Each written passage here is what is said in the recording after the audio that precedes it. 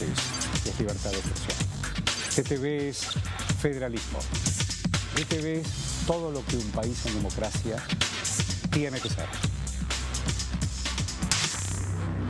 DTV es tu voz en el Congreso. Seguí eligiéndonos. DTV, el periodismo en el Congreso.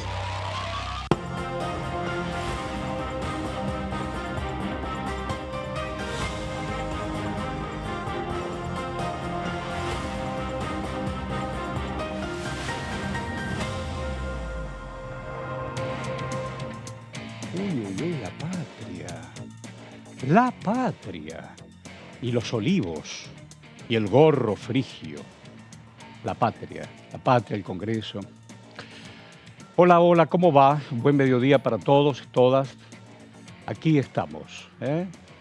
La mejor representación de uno de los poderes importantes, fundamentales de la Argentina, que es el Parlamento. El Parlamento donde hoy por hoy forma parte también de la mirada de todos, de todas, de una población que necesita estar atento a ver cómo se van a ir desarrollando el debate de esta ley Bases y Puntos de Partida, que también está complementado con el nombre Para la Libertad de los Argentinos. Qué hermosa imagen. Gracias, Sergio. Muy buena. Gran imagen. La representación de Diputados TV con la pluralidad que nos caracteriza la pantalla naturalmente, con colegas que nos ayudan a pensar en voz alta. Bueno, yo venía escuchándola atentamente a Carolina Ramos junto con Carlos Méndez. Hola, Caro. ¿Cómo estás, Horacio? Bien, me ayudas un montón a pensar en voz alta. Sí, tenemos mucho para contar, Horacio. Mucho. Ya hemos adelantado algo en la primera edición con Pato Méndez, pero lo fundamental que hay que saber es que se destrabó de alguna manera la ley Bases ayer, después de varias reuniones en el despacho de Martín Menem, Horacio, donde estuvieron los jefes de la oposición más dialoguista, ¿no? Más dispuesta a ceder los votos, a acompañar. Hablamos de Cristian Ritondo en primer lugar, hablamos de Rodrigo de Loredo por el radicalismo en segundo lugar y por último Miguel Pichetto por Hacemos Coalición Federal, planteando estos pedidos de modificaciones que fueron aceptados y después, Horacio, vamos a repasar y a recordar cuáles son estos famosos 5 puntos donde el gobierno termina accediendo a modificarlos, ¿no? Yo ayer le preguntaba, creo que ayer a la mañana compartíamos con Guido Braslavsky, y yo le preguntaba sobre la coalición cívica. Sí. O lo que quedaba de la coalición cívica, porque Elisa Carrión, más allá de algunas declaraciones y su estado de salud, ha elegido, naturalmente, no ponerse en riesgo. Pero acá hombres y mujeres conformaban ese espacio. Sí. Entonces, se cortan solos, son por sí mismos. Sí. Digo, qué sé yo digo Monzó. Pichetto recién lo mencionaste. Sí. López Murphy. Sí. Stolbizer. La señora Stolbizer. Mónica Fein. Mónica Fein. Todos esos diputados conviven, Horacio, en un mismo bloque. La señora Natalia de la Sota. También. Claro, todos los 5 cordobeses también están en este bloque de Hacemos Coalición Federal. Randazzo también está ahí. Randazzo también, está Emilio Monzó, está Nicolás Massot, está López Murphy, creo que lo mencionaste. Son 23 diputados. Digo, en esta cosa numérica. Sí. Numérica. La Unión por la Patria tiene lo que tiene. La Libertad Avanza tiene lo que tiene. Pero en la medida que vaya sumando estas voluntades, y también, comillas, estas convicciones, van a ir teniendo el número necesario como para que esta ley pueda seguir caminando. Exacto. Recordemos que el gobierno de Milei tiene esta debilidad de origen que es los números, ¿no? Tal cual. En diputados son 38/40 diputados. Es un número muy chiquito, ¿no? Sobre 257 claro. Estamos hablando.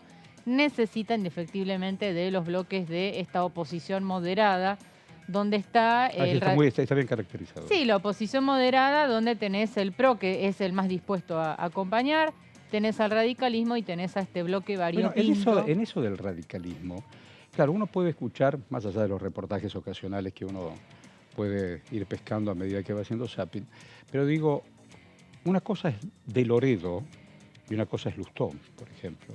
digo, Está a mi bastante interpretación dividido, sí. muy silvestre. Sí, sí.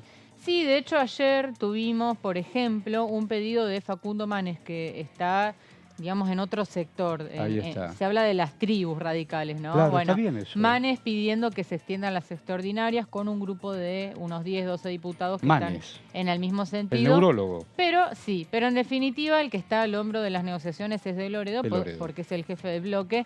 Y llegó solito de Loredo ayer Fíjate vos, a la reunión con Francos Fíjate y vos. Santiago Caputo, que fueron los dos representantes de la Rosada Es en decir, el ese despacho hombre de no Menem. se manda solo, tiene mandato de algunos pares. ¿De Loredo decís? Claro.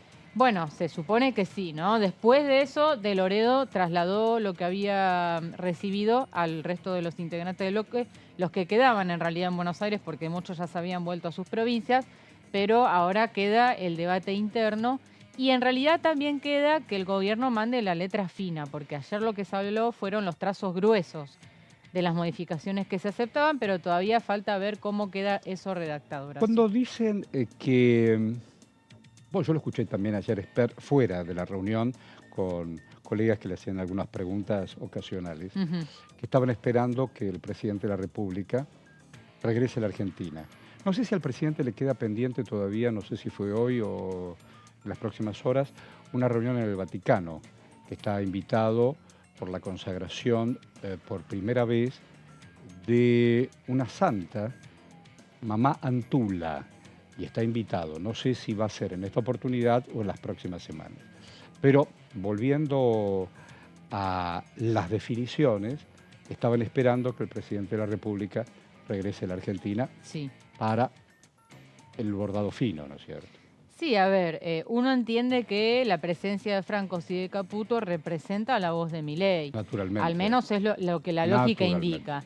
Sin embargo, bueno, el presidente viene teniendo expresiones no muy amigables, esto hay que decirlo, para con los diputados, y acá cito textuales del propio Milei, que los trató de coimeros, de idiotas útiles. Esto estoy reproduciendo lo que ha dicho el presidente. Es una definición fuerte. Sin embargo, bueno, en la oposición se han mantenido firmes en esta postura de acompañar a pesar de todo, de sostener la gobernabilidad, pero forzando estos cambios, ¿no? Que vamos a estar forzando detallando estos cambios. Más adelante. Hablando de cambios, miren,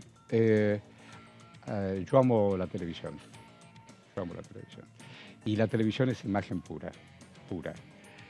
A la izquierda de su pantalla tiene una representación, un documental, un registro hecho por Diputado TV, este plano aéreo de todo el Parlamento. Y en silencio, a la derecha, el recinto. Tensa calma, Horacio, te lo Ahí definiría está. así. Tensa Ni que fuera calma. periodista, como titula, me encanta, porque conceptúa. Y entonces tenés las imágenes y el concepto. Y cierra... Gracias, Luis, gracias. Un recinto, Horacio, que va a estar poblado, primera sesión de la gestión Milei la semana próxima, ¿no? Todavía no está claro si va a ser el día martes o el día jueves. Incluso también se habla del miércoles, pero el miércoles es el paro de la CGT y eso influye, ¿no? en lo que pueda suceder. Vamos a nuestro periodista Gonzalo y con información para sumar, para poder pensar en voz alta. A ver, por favor. Hola Horacio, placer saludarte a vos y a los Igual. compañeros en piso. Estamos nosotros aquí en la Plaza de los Dos Congresos, en este caso más cerquita de la cúpula, donde sucede todo el grueso de la información y sobre todo de la acción más importante, Horacio, que es lo que estamos esperando se oficialice para la semana próxima.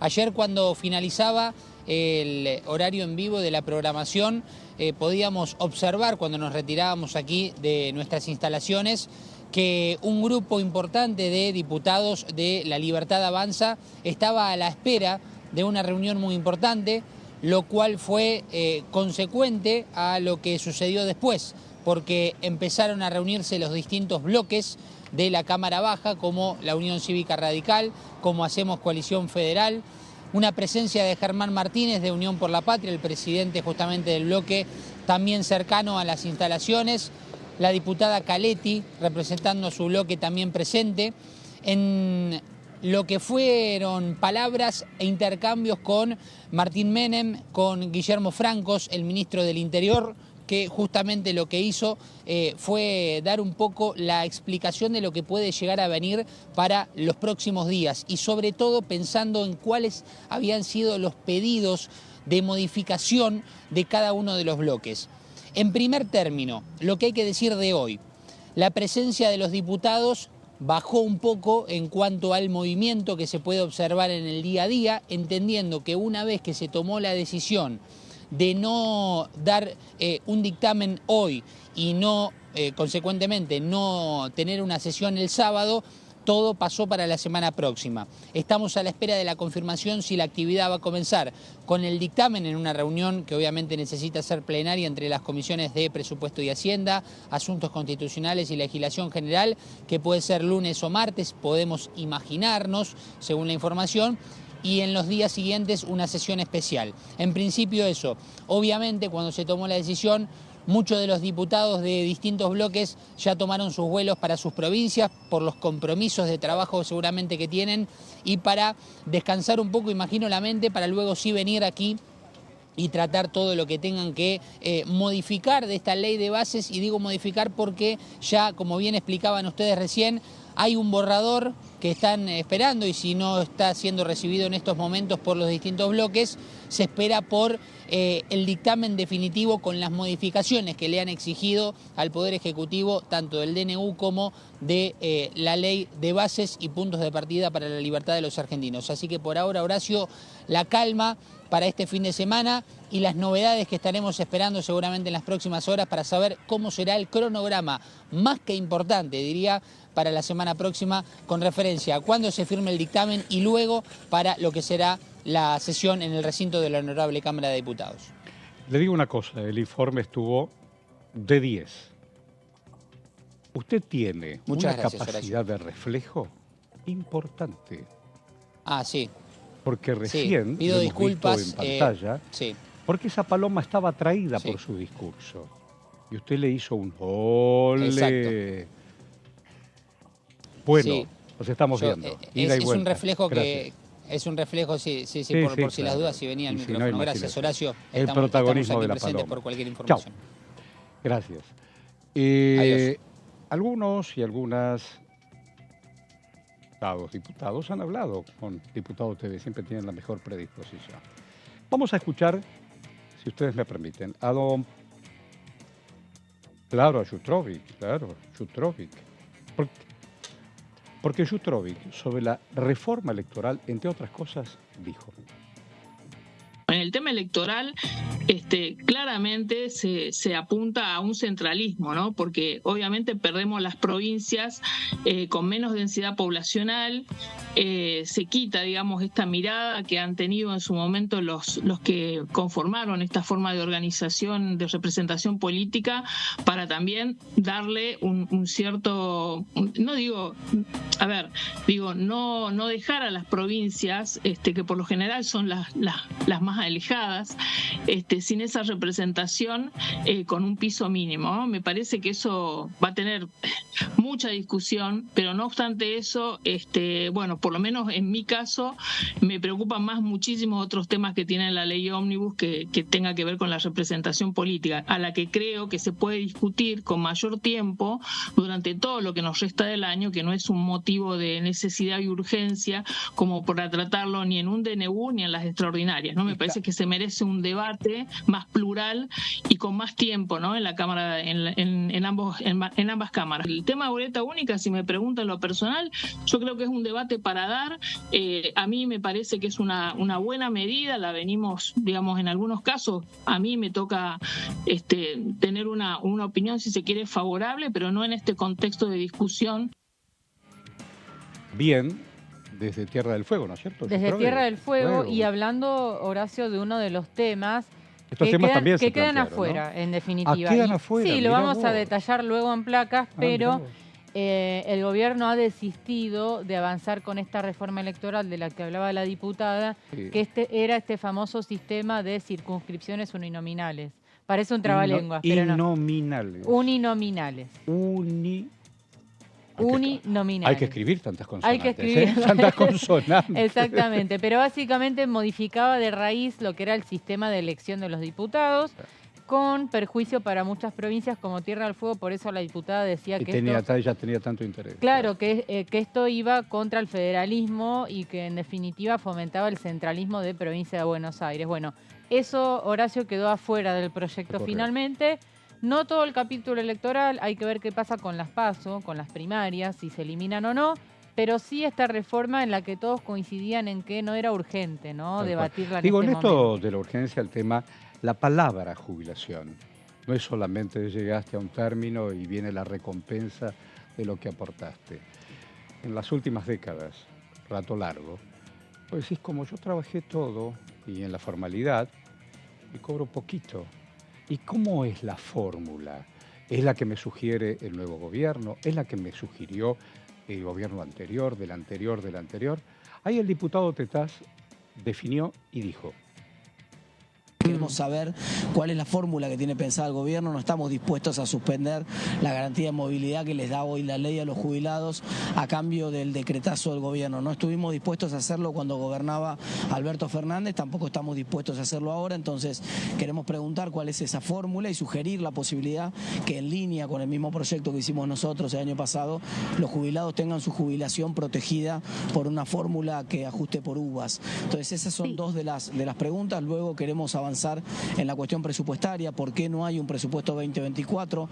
¿Por qué hay aumentos de impuestos previstos dentro de la ley, siendo que la línea del gobierno por lo menos era en términos de bajar impuestos, etcétera? La UVA esencialmente es una unidad monetaria estable que permite que vos hagas desde un contrato, como pasa por ejemplo en el caso de contratos de crédito y de otro tipo de contratos, hasta que vos utilices esa unidad de medida o unidad de valor que es estable y la utilices, por ejemplo, para todas las contrataciones que hace el Estado y todas las licitaciones. Eso permitiría que fueran mucho más competitivas. Uno de los problemas que tenés hoy en todos los procesos de licitación del Estado es que, como el Estado es un mal pagador y paga tarde y hay mucha inflación en Argentina, solamente participan los que tienen una espalda financiera muy grande o los que tienen algún tongo para ponerse en la fila y cobrar primero. Entonces las compulsas de precio y las licitaciones no son competitivas en el Estado y terminamos pagando muy caro todo eso que son recursos de los argentinos. Entonces, si se hiciera en uvas, estamos seguros que se ahorraría mucho dinero por parte del Estado, en primer lugar,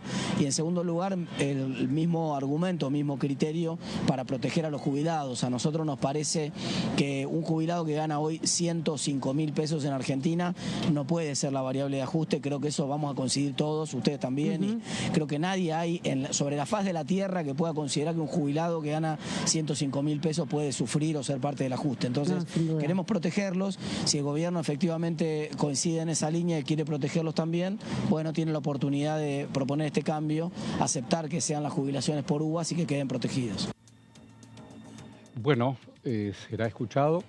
Digo, hace unos minutos le preguntaba a Ramos, a propósito de las posturas de lo que se conoce como el radicalismo, qué sé yo. No estamos hablando de Alem, Irigoyen, ni siquiera Alfonsín. Estamos hablando del hoy por hoy, como cada uno se plantea frente a hechos fundamentales, como la recompensa de toda una vida de trabajo, denominado jubilación. Este es el caso, por ejemplo. Sí, Horacio, vamos a detallar ahora tanto jubilaciones como los otros temas que han sido motivo de cambios en el proyecto de ley de bases que había enviado el Ejecutivo, y sin dudas tuvo que de alguna manera negociar con esta oposición encarnada en el PRO, el radicalismo y Hacemos Coalición Federal, para conseguir los votos, porque, Horacio, esto es política, se necesita ceder a veces a cambio de que la ley pueda ser aprobada. Es la lógica parlamentaria, la lógica del Congreso, y eso fue lo que vimos en el día de ayer, producto de estas reuniones, ¿no?, en el despacho de Martín Menem, con la presencia del ministro Francos y de Santiago Caputo, el asesor presidencial. Vamos a ver el primer punto donde se conceden cambios, que es la declaración de emergencias y la delegación de facultades, que son los famosos superpoderes que se le otorgaban al presidente Milei para gestionar en distintas áreas, de alguna manera sin el aval o sin tener que pasar por el Congreso. Lo que se acordó en el día de ayer, y es lo que comunicó Francos, es que se acotará la cantidad de emergencias y se reducirá el plazo a 1 año. Recordemos que, como indica acá, el proyecto establecía estos famosos superpoderes hasta el 31 de diciembre de 2025, es decir, por 2 años, pero con posibilidad de prórroga por 2 años más, es decir, durante los 4 años del gobierno de Milei, y esa prórroga era a través del propio Milei, o sea, Milei se autoprorrogaba las facultades delegadas por los 4 años. Esto para la oposición no era algo aceptable y en definitiva se termina acotando y reduciendo tanto la cantidad de emergencias como el plazo de duración de las facultades delegadas. El proyecto original declaraba emergencias en materia económica, financiera, fiscal, previsional, de seguridad, defensa, tarifaria, energética, sanitaria, administrativa y social. No dejó áreas sin tocar el proyecto, pero varias de estas emergencias van a quedar afuera, producto de la negociación con la oposición. Vamos al segundo punto de los cambios principales que ha tenido el proyecto, que ahora falta que el gobierno envíe la letra fina, ¿no? Esto fue lo que se habló ayer a trazo grueso, ¿no? De la intención o la voluntad del Ejecutivo de modificar. Y vamos ahora a la privatización de empresas, Horacio. Acá la definición principal que tuvimos en el día de ayer es que se va a sacar a YPF de este listado de 41 empresas. YPF no va a ser privatizada, eso ya es un hecho. Yo digo, hay algo que alguna vez me explicaron, seguramente vos lo tenés con mayor fundamento. Sí. YPF, así como está conformada también por capitales privados.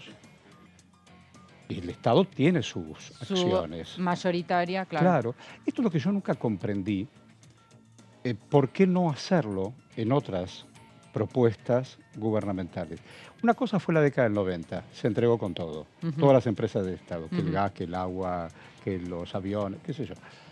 Pero ahí está esto que vos estás señalando. Sí. Yo no sabía lo de YPF, así que corrieron YPF. Corrieron YPF. Mirá vos. Y Horacio, te digo que el mismo bloque PRO estaba pidiendo sacar a YPF, así que aliados fieles de la Libertad Avanza estaban pidiendo sacar. Hoy por hoy, el mundo que necesita energía, y ya sabemos, lo de Vaca Muerta vos no lo podés tampoco regalar.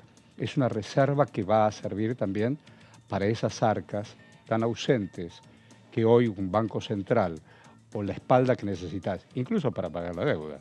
Porque si vos no tenés generación de recursos financieros, si también entregas YPF, te quedas en banda. Exacto, bueno, y además, a ver, se saca YPF y después... Lo del Banco Nación no entiendo. Bueno, Banco Nación por ahora sigue, pero ¿qué va a pasar, Horacio? El resto de las empresas se va a someter a evaluación del Congreso caso por caso, porque recordemos que el proyecto incluía un anexo con las 41 empresas y era todo por sí o por no, digamos, a libro cerrado. Ahora se va a analizar caso por caso. No va a ser a libro cerrado. No va a ser a libro cerrado. Bueno. Lo que se estila es que se enviarían los pliegos a una bicameral que se creó en los 90, una bicameral de seguimiento de las privatizaciones que ahora está inactiva. Me acuerdo con Dromi cuando dio la gran lección de lo que él pretendía. Ahora se reactivaría esa bicameral para analizar punto por punto cada empresa. Recordamos algunas de las otras empresas que figuraban en este listado, que eran Banco Nación, Aerolíneas Argentinas, AISA, Ferrocarriles Argentinos, Yacimientos Carboníferos Río Turbio, los medios públicos, Telam, Radio Nacional, la TV Pública, ARSAT y Fabricaciones Militares, entre otras. No trajimos el listado completo, pero algunas de las principales que están sujetas a privatización. El Banco Nación ha abierto un debate importante, ¿no? Sí. Sí. Vamos, Horacio, al punto 3, que son las retenciones, los derechos de exportación. Esto también es un tema muy polémico, incluso con las provincias, ¿no es cierto? Sí, absolutamente, y acá también el gobierno dio una importante concesión, porque en definitiva se va a retirar lo que era esta alícuota del 15% para las economías regionales, que esto lo plantearon desde todas las provincias porque todas tienen producciones locales que exportan. Y por eso se va a llevar nuevamente a 0. Ya no va a ser del 15, sino que se mantiene en 0. Y queda en pie la alícuota del 33% para las exportaciones de los subproductos de la soja como harinas y aceites, que se lleva del 30 al 33. Pero acá un triunfo importante, sobre todo de gobernadores, Horacio, que se oponían tal cual. A los cambios en las retenciones. Y unos gobernadores que también han dicho lo propio, son los gobernadores patagónicos, refiriéndonos también al tema de la energía, donde sabemos que desde el río Colorado hasta Ushuaia, el gran caudal patrimonial han dicho lo propio. Exacto. Si vos me permitís, hacemos una pausa. Dale. Y después ampliamos. Nos quedan 2 puntitos para el próximo bloque. Ahí está. No te vayas. Estás en Diputado TV. Vamos y venimos. Dale.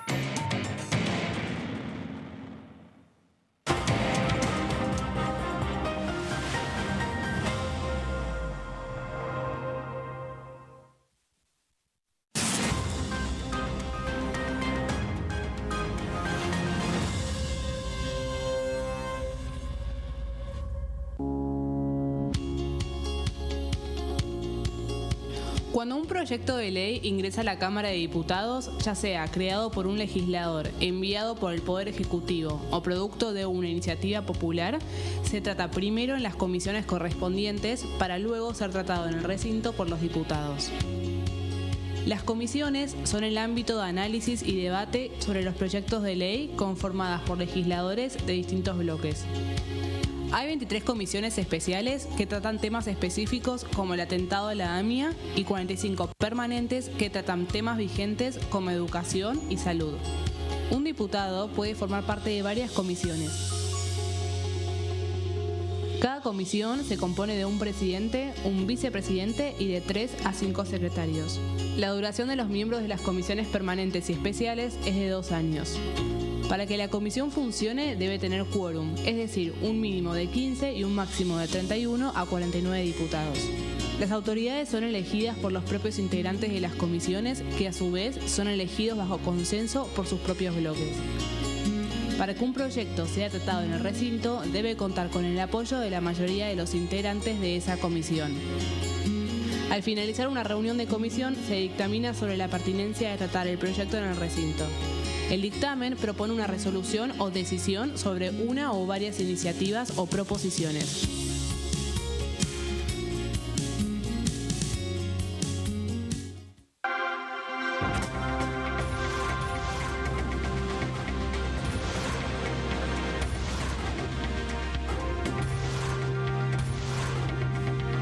Ellos son tu voz en la tercera edición.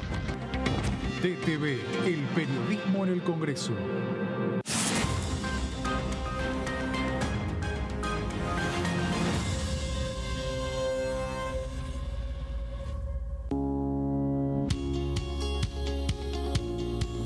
La Cámara de Diputados tiene 257 miembros.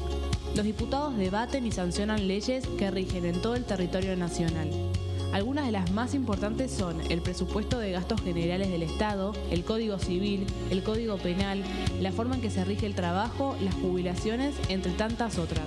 Además, controla y hace un seguimiento de las políticas del Poder Ejecutivo a través de la visita de diferentes funcionarios o el pedido de informes, así como la posibilidad de realizar juicios políticos a los funcionarios. La duración de los mandatos de los diputados es de 4 años y pueden ser reelegidos indefinidamente.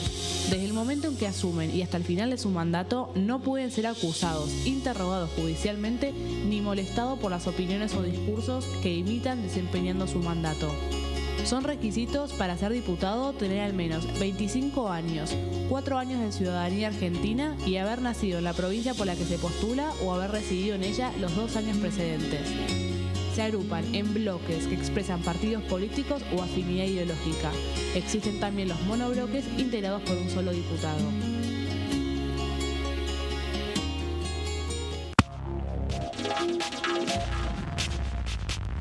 DTV es información, diálogo, análisis. DTV es federalismo, pluralidad de voces, libertad de expresión.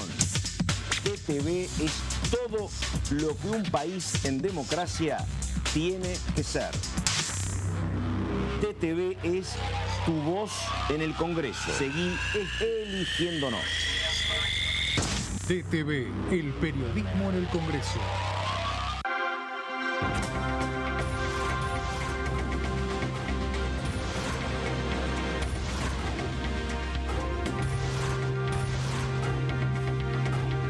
Ellos son tu voz en la tercera edición.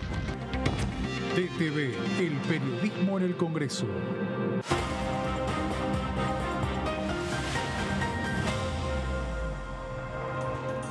Claro. Aquí estamos.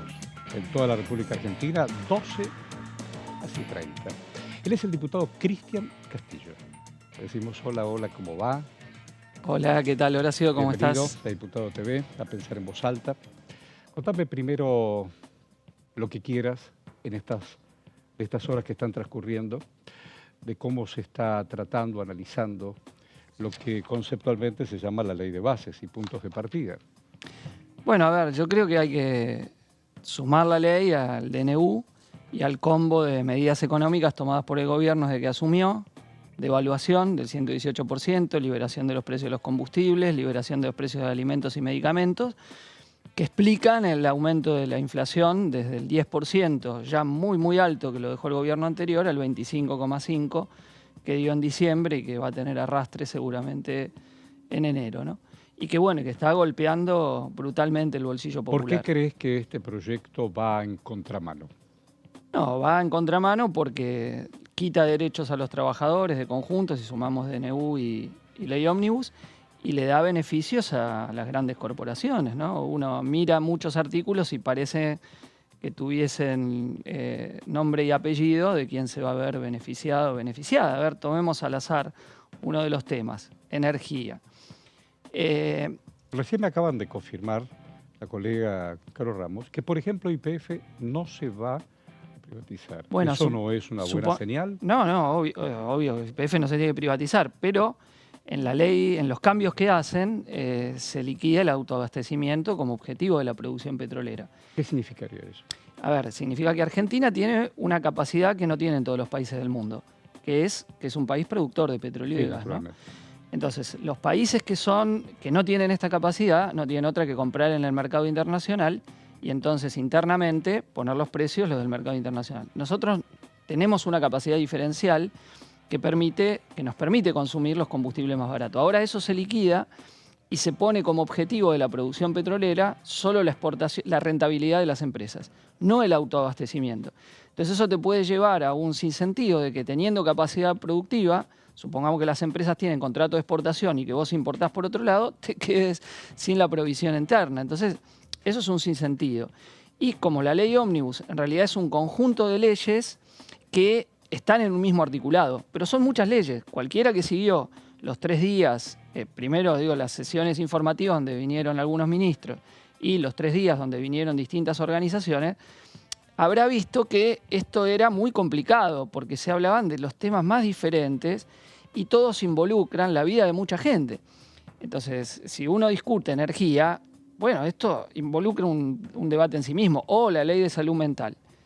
A ver, nosotros hemos hablado con muchas organizaciones que se oponen a lo que propone como cambios. La escuché a la madre de Chano. Bueno, ella está más bien a favor ahora de algunos puntos y hay muchas otras organizaciones que están en contra de que se cambie y se vuelva a la línea de la manicomialización. Y que sobre todo las críticas que tienen es a la falta de presupuesto para implementar la actual ley y no a que se cambie en lo central la actual ley. Con respecto a leyes sociales, ¿tenés una opinión formada sobre la reforma jubilatoria? A ver, nosotros fuimos críticos de las dos modificaciones, la que hizo Macri primero y la que hizo Alberto Fernández después. Eso llevó a una caída muy grande en las jubilaciones. Cuando se debatió el cambio que propuso Alberto Fernández, Nicolás del Caño propuso que haya una cláusula que nunca pueda aumentar menos que la inflación. El oficialismo de aquel momento se negó y bueno, y tuvimos una continuidad en la caída, compensada en la mínima con bonos. Ahora, el gobierno dice quitar esta movilidad, pero no se sabe por qué lo va a reemplazar. E incluso puede haber una trampa, que es la siguiente, con los bloques llamados amigables, que yo llamo colaboracionistas, que es que le digan, bueno, se va a actualizar por IPC, pero ¿a partir de cuánto? ¿De 105.000 o de 155.000 que están cobrando con el bono? Que es mucha la diferencia. Entonces acá el gobierno ahí está metiendo la mano, ¿por qué? Porque se lo pide el Fondo Monetario Internacional. Eso es muy claro. El gobierno se reunió con el FMI y le dijo, voy a sobrecumplir las metas del acuerdo que había hecho Massa. ¿Vos crees que hay una economía doble comando? Bueno, el FMI es alguien que monitorea la economía permanentemente. Esto desde que fue Macri, luego lo aceptó el gobierno de Alberto Fernández, lo votaron acá en el Congreso con nuestra oposición y ahora nuevamente el gobierno se reúne, anuncia un acuerdo donde va, insisto, a plantear déficit cero cuando era uno del 0,9 en el acuerdo que tenía Massa. ¿Y eso a costa de qué? A costa de los jubilados y jubiladas, esa es la verdad, que son uno de los grandes perdedores de todo el ciclo de atadura de nuestro país al Fondo Monetario Internacional. En estas historias de ganadores y perdedores, todas las provincias, o en su mayoría, cada una dice lo propio. Algunas están hablando de coparticipación, otros están hablando de retenciones. ¿Tenés una opinión sobre eso? Bueno, acá el gobierno, en primer lugar, tiene una discrecionalidad completa que ya ha empezado a mostrar, ¿no? En los giros que no tiene que ver con la coparticipación. Y una política de chantaje donde le dice a los gobernadores que si no empujan la votación de las leyes que quieren, no le van a pasar fondos. Bueno, eso es muy grave porque hay efectivamente algunas provincias que dependen mucho de los giros de la nación y eso no tendría que ocurrir. Si no, estamos, ante una política de chantaje muy grave, que bueno, que en realidad el presidente Milei la ha tenido con todo el Parlamento. Porque uno ve ese discurso donde dice o me votan lo mío o si no, ustedes están esperando coimas. Bueno, a nosotros no se refiere porque obvio, rechazamos la ley y el DNU, el Frente Izquierda lo hemos dejado claro, pero a los que están dispuestos a votarlo, ya entonces empieza la sospecha. ¿Por qué van a votar a favor? Antes habían dicho una cosa, ahora dicen otra. Bueno, entonces esa política de extorsión de yo o el caos, y con algo que mencionaba recién, cuando fue el acuerdo con el FMI nos decían lo mismo, se vote el acuerdo con el FMI o el caos, y fue un desastre haber votado el acuerdo con el FMI, y ahora nos dice lo mismo. Entonces me parece que ese chantaje lo hace sobre el Congreso, lo hace sobre las provincias, y bueno, creo que es un modus operandi que tiene el gobierno. Hoy por hoy los números se van acercando a que toda esta historia más o menos se resuelva para poder debatir en recinto. ¿Ustedes qué actitud van a tomar? No, a ver, nosotros hemos anticipado nuestro rechazo a la ley en su totalidad, y nuestra voluntad de juntar 129 votos para rechazar el DNU. Obviamente, los bloques que le acepten al gobierno, por ejemplo, las facultades delegadas, son los que se hacen responsables de instaurar por un año facultades que son una suerte, a mi entender, de dictadura civil, porque sí se la dan lo que el gobierno pide, ¿no? Por un mes, por un año, por lo que sea. Y acá hay bloques que mucho tiempo dijeron que se oponían a las facultades delegadas, por ejemplo, la coalición cívica, que ahora se lo va a votar a Milei, ¿le va a dar esto? Viste que la coalición cívica tiene un instituto, el Hannah Arendt, digo que ahora lo van a llamar Carl Schmitt, porque le delegan las facultades al presidente para hacer lo que quiere durante, suponete, un año. ¿Cómo puede ser? Entonces, por un lado, supongamos que le recortan la ley, insisto, para explicar la trampa que hay acá. Yo te acepto sacarte al punto de la ley, pero te doy la facultad delegada. Entonces el gobierno después, lo que se fue por un lado, te lo puede meter por el otro. Y esta es, la gravedad que tiene aceptarle facultades delegadas a un gobierno que ya ha dicho lo que quiere hacer. Una brutal transferencia de ingresos desde la clase trabajadora hacia los sectores más concentrados del capital y una entrega de los bienes comunes naturales y de las empresas públicas. Te digo muchas gracias. Nos ayudas también a repensar pluralmente estos días que estamos transcurriendo. Gracias, Castillo. No, muchas gracias, Horacio. Aprovechamos también y vamos a escuchar en esta pluralidad al diputado Carlos García, por favor. Se respiraron aires de libertad, digamos, donde a pesar de que algunos decían que esto no iba a suceder, que no iba a haber discusión, que no iba a haber poder, que no se iba a poder aceptar sugerencias, que no se iba a poder debatir, sin embargo se demostró que no fue así, digamos, desde el gobierno, en principio la disposición de poner todos sus funcionarios, me refiero a los ministros y secretarios, para participar de los plenarios, y además de eso para también escuchar a los diversos sectores de la sociedad, que bueno, que para nosotros fue muy importante y enriquecedor. Todo es posible, digamos. Todo es posible, la verdad que estamos en sesiones permanentes. Nosotros, como bien dijiste, no nos fuimos a nuestras provincias, estamos acá porque también entendemos la importancia del Ejecutivo que esto digamos, salga. Así que es nuestra responsabilidad como parte del gobierno acompañar, ¿no?, esta iniciativa del proyecto de ley. Claro. Como se dice, digamos, estamos al pie del cañón tratando de hacer todo lo posible y que lo que es necesario para que esto prospere. Y bueno, la tarea de Martín Menem, la verdad que estamos apoyándolo con todo, igual que a Oscar Sago, nuestro presidente de bloque, que están llevando adelante, digamos, estos consensos necesarios para encontrarnos en el centro y poder avanzar en un camino diferente al que vinimos transitando. Bien, ahí escuchábamos a don García decir lo propio. Estábamos escuchando a Carlos Ramos, pero así como usted algo me dijo cuando empezamos a hacer el ida y vuelta en este punteo, al igual que charlábamos recién con don Castillo, el tema jubilaciones es Sí. fundamental. ¿Cuáles son las opciones? Y es importante lo que marcaba el diputado Horacio sobre qué monto se va a calcular este nuevo índice que se está evaluando todavía, ¿no? Si sobre la mínima de 105 o incluido el bono. Me pareció importante lo que marcaba el legislador Castillo. Bueno, en definitiva, las jubilaciones eran el nudo de la cuestión, Horacio, de las negociaciones que habían sucedido esta semana, porque lo que planteaba el Ejecutivo originalmente era suspender la fórmula vigente hasta que se sancionara una nueva fórmula y mientras tanto que el presidente Milei pueda otorgar aumentos discrecionalmente por decreto. Esto la oposición colaborativa, como la definió el diputado, no lo aceptaba, Horacio. No lo aceptaba y ahora parece No lo que sí. aceptaba. Ahora se evalúan dos caminos, dos opciones. Una sería ajustar las jubilaciones por IPC, o sea, índice de precios al consumidor, de manera mensual desde el mes anterior a la sanción de la ley. O sea, que si la ley se sanciona en febrero, que es lo que todo indica que va a suceder, se tomaría el IPC de enero, o sea, del mes anterior a la sanción.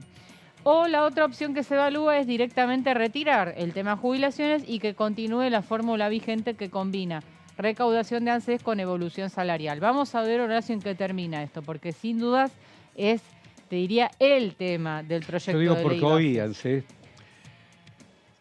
A ver, pensemos en voz alta, todos vivimos en la Argentina.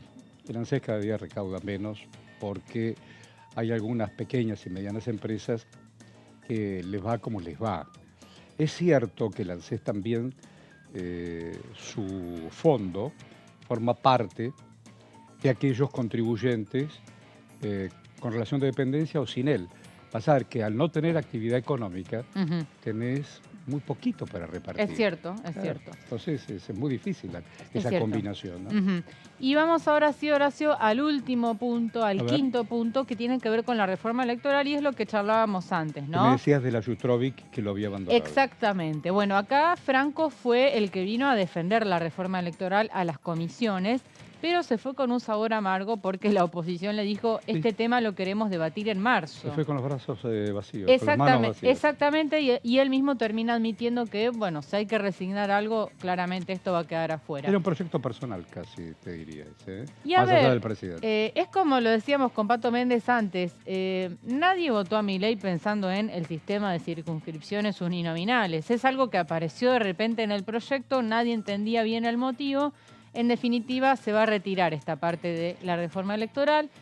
El proyecto también modificaba el sistema de financiamiento de los partidos políticos. Esto no está definido qué va a suceder, ni tampoco está definido qué va a pasar con las PASO. El proyecto eliminaba las primarias abiertas, simultáneas y obligatorias con un argumento de reducir el gasto, ¿no? Por el costo que significan las primarias y también de simplificar el calendario electoral, sobre todo por la experiencia del año pasado, donde tuvimos múltiples elecciones en las provincias, sobre todo que habían desdoblado elecciones. Bueno, no está definido qué va a pasar con las PASO, pero sí gran parte de la reforma electoral va a quedar afuera de este proyecto. Y de esta manera, Pato, Horacio, concluimos los 5 puntos. No me complique. No me complique, pues yo tengo ya de por sí una crisis de identidad. Entonces, a veces, cuando salgo y voy caminando por la avenida Entre Ríos, chao, Horacio, no, chao, No, el otro es Ficopán. Claro. Está bien. Bueno, en definitiva, esos fueron los 5 puntos donde el gobierno aceptó cambios para poder salir adelante con la ley bases, ¿no? Bueno, vamos a seguir con nuestra querida edición. Son horas de definiciones, ¿no es cierto?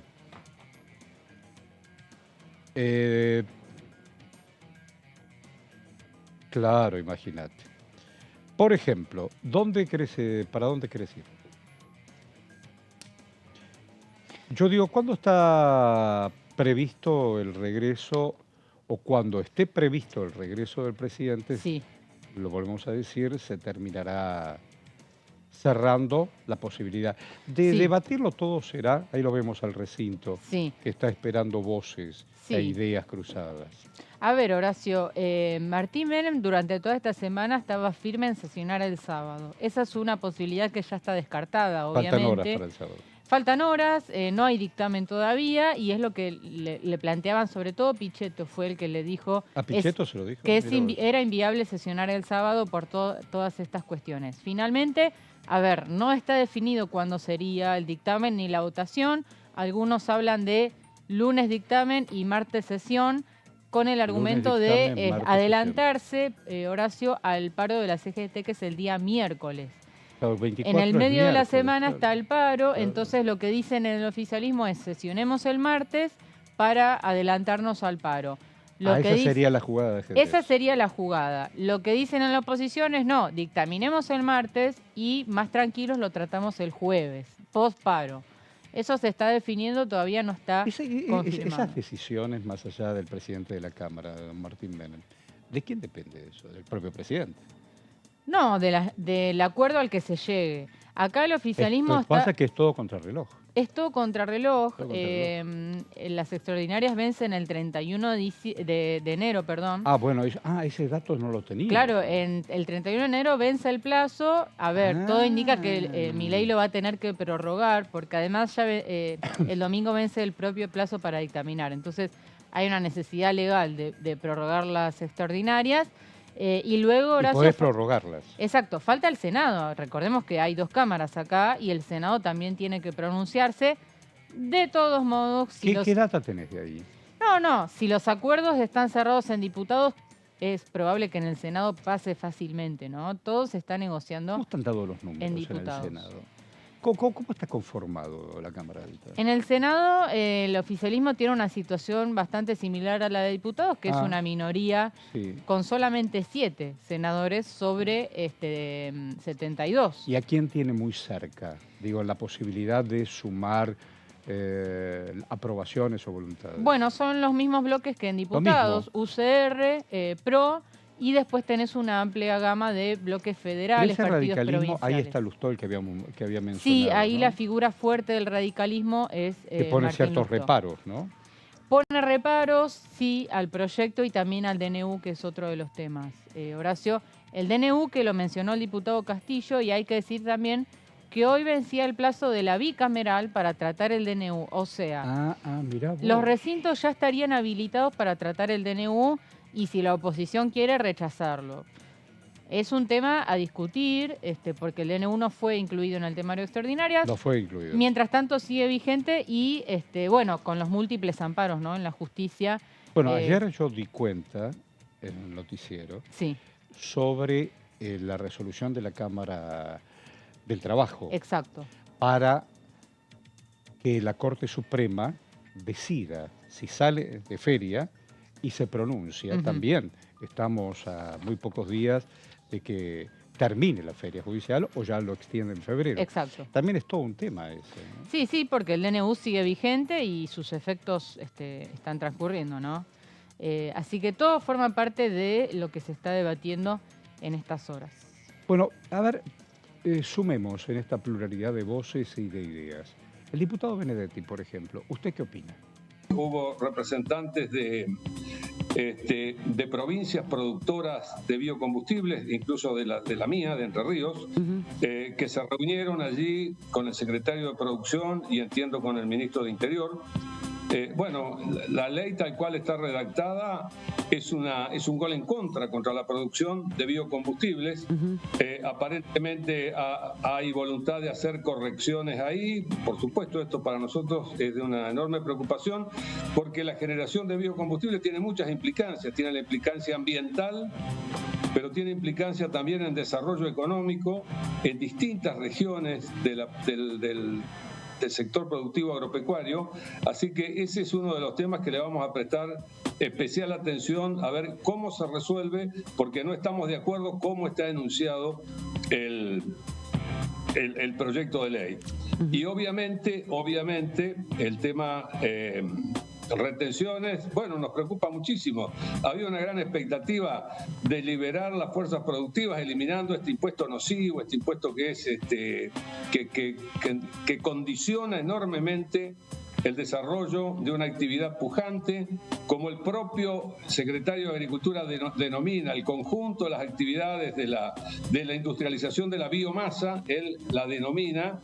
el proyecto Vaca Viva, pero me parece que con estas retenciones la Vaca Viva va a estar muy emposalada. Así que, bueno, queremos discutir estos temas. La verdad que es inconcebible que algunas economías regionales, mire, para ponerle un ejemplo, la nuez pecan, que es una producción de pequeña escala en general, y además de una producción incipiente, bueno, llevarla a una retención del 15% es insólito.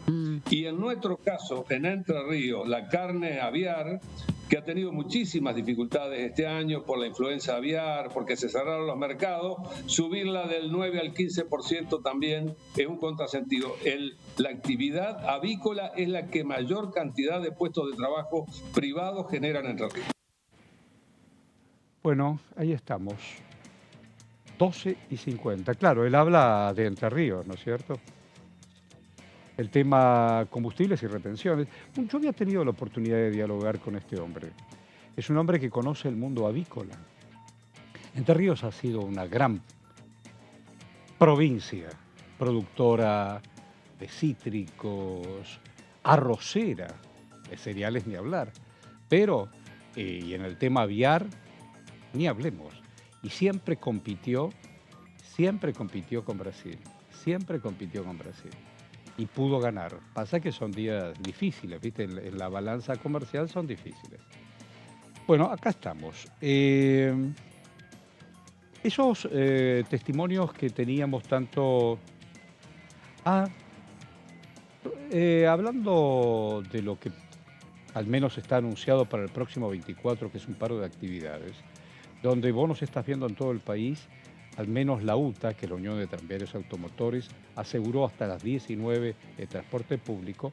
Romina del Pla dijo: creo que el gobierno no quiere que se empiece a notar la magnitud del descontento. Ya se notó el 20 de diciembre con la gran marcha que hicimos desde el Frente de Lucha Piquetero, del sindicalismo combativo y demás, ¿no? Pero pasó luego los cacerolazos con la marcha del 27 de diciembre convocada por las centrales, y bueno, ahora yo creo que este paro va a ser realmente muy importante. En todo el país va a haber una movilización de carácter nacional muy importante, y creo que el gobierno está tratando de ver si se puede adelantar. A cómo viene la cosa, creo que eso no lo van a lograr, y que cada vez más distintos sectores se van dando cuenta de las implicancias de la medida y del plan motosierra de Milei, que lejos de ajustar a la casta, le está dando todos los beneficios a la casta, que son las grandes empresas, que son los bancos, que son los especuladores, que son los que viven permanentemente de los subsidios estatales. Hoy volvió a difundirse que empresas como Mercado Libre, como Galprim, reciben $100 millones de subsidios estatales. Es un escándalo.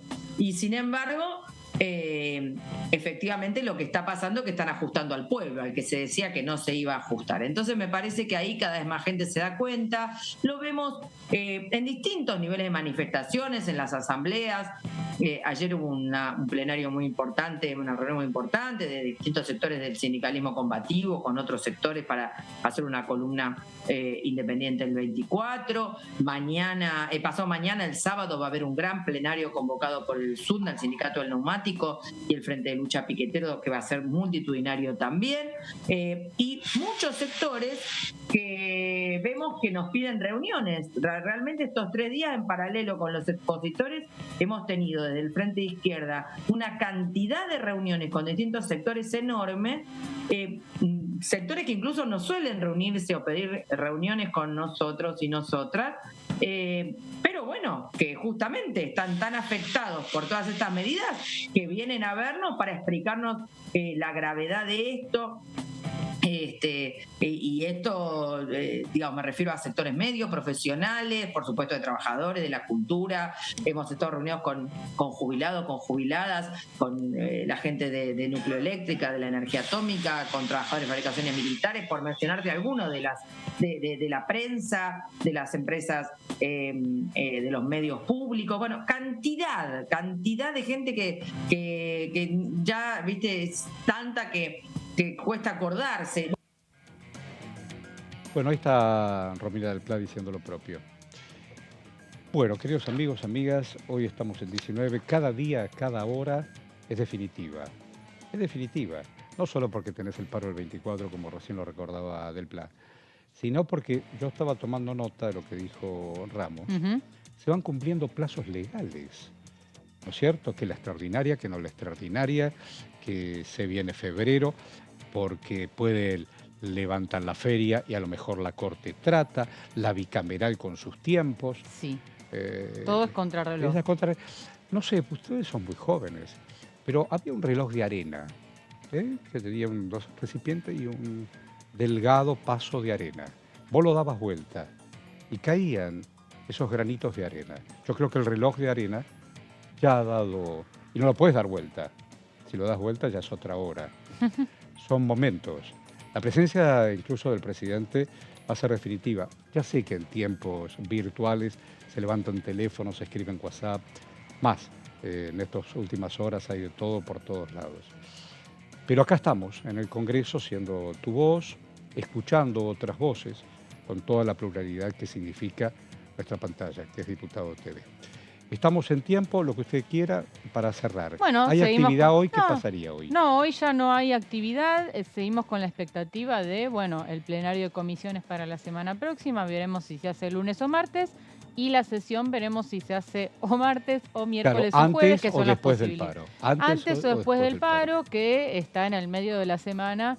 Y hay que ver cómo impacta eso, ¿no? Si el gobierno, en definitiva, insiste en adelantar la sesión para desactivar el paro o si acepta postergarlo para el jueves con el paro ya realizado. Es la incertidumbre que hay por estas horas, ¿no?